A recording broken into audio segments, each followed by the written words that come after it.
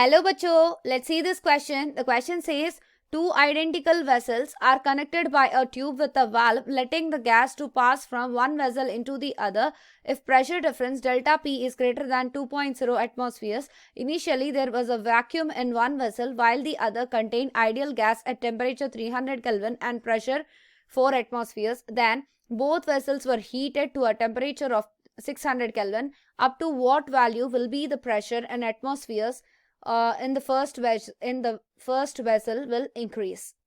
तो चलिए पहले वेसल्स को ड्रॉ कर लेते हैं, इसके बाद देखते हैं क्या हो रहा है. तो यहाँ पर ये एक वेसल रही और ये एक वेसल रही. अगर इसको फर्स्ट वेसल और इसको सेकेंड वेसल मानकर चले तो ये दोनों ऐसे कनेक्टेड हैं. तो इसका बीच में कुछ ट्यूब था और वाल्व था गैस को पास करने के लिए. तो इनिशियली अगर देखें यहाँ पर, अगर इस वाले को वैक्यूम में मानकर चले तो इसकी वॉल्यूम V1 थी, इसकी प्रेशर P1, वॉल्यूम V1 और टेम्परेचर T1. तो आफ्टर हीटिंग क्या होगा? आफ्टर हीटिंग इसकी वॉल्यूम ऐसी रहेगी क्योंकि वॉल्यूम कांस्टेंट थी, इसका टेम्परेचर और प्रेशर बढ़ गया, दैट इज P2 और T2 हो गया. तो इसका भी चेंज हुआ, that is P3. Temperature is constant. तो कुछ ऐसा हुआ. तो जनरली इस टाइम पे क्या होगा कि गैस पास करेगी फ्रॉम वेसल 1 टू वेसल 2. तो if pressure that is delta P is greater than 2 atmospheres रहने का टाइम पे क्या हुआ था, प्रेशर 1 दैट इज वेसल 1 से 2 तक गैस की मूवमेंट हो गई थी. तो अगर let M1 be the mass of gas enclosed, तो यहाँ पर अगर P1 dash and P2 dash को फाइनल प्रेशर्स मानकर चले वेसल 1 और 2 के, are final pressures of vessel 1 and 2 respectively. तो P1V is equals to N1 RT1. ये इनिशियली थी वेसल 1 की value. P2 dash V is equals to N2 dash RT2 होगी फाइनल वैल्यू वेसल 2 की. अगर फाइनल वैल्यू वेसल 1 की देखें, that is P1 dash V is equals to N1 dash RT1 RT2 होगी. ये फाइनल वैल्यू होगी हमारी वेसल 1 की. तो यहाँ पर हम देख सकते हैं कि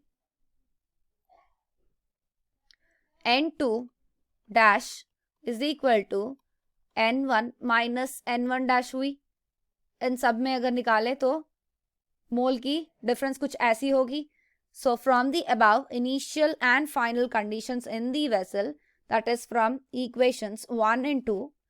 तो इसे लिख लेते हैं यहाँ पर, from the above initial and final conditions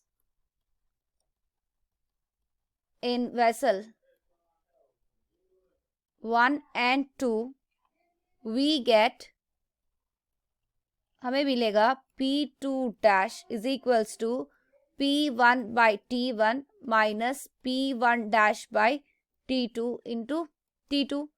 इस इक्वेशन से हमें मिलते हैं कुछ ऐसा. तो इसकी कैलकुलेशन अगर हम देखें यहाँ से, that is P1 dash is equal to P2 plus 2. तो P2 डैश होगी हमारी P1 by T1 minus P2 dash plus 2.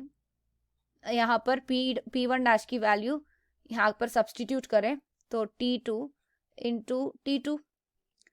तो P2 dash will be equal to P1 T2 by T1 minus P2 dash minus 2, that will be equal to, दूसरी colour ले लेते हैं यहाँ पर, तो P2 dash is equals to हमें मिलेगा P1 T2 by 2T1 minus 2।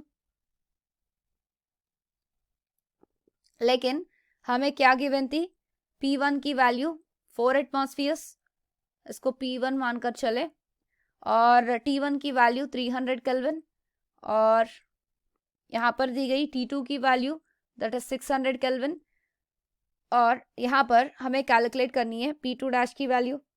तो चलिए कैलकुलेट कर लेते हैं। अगर यहाँ पर लिखें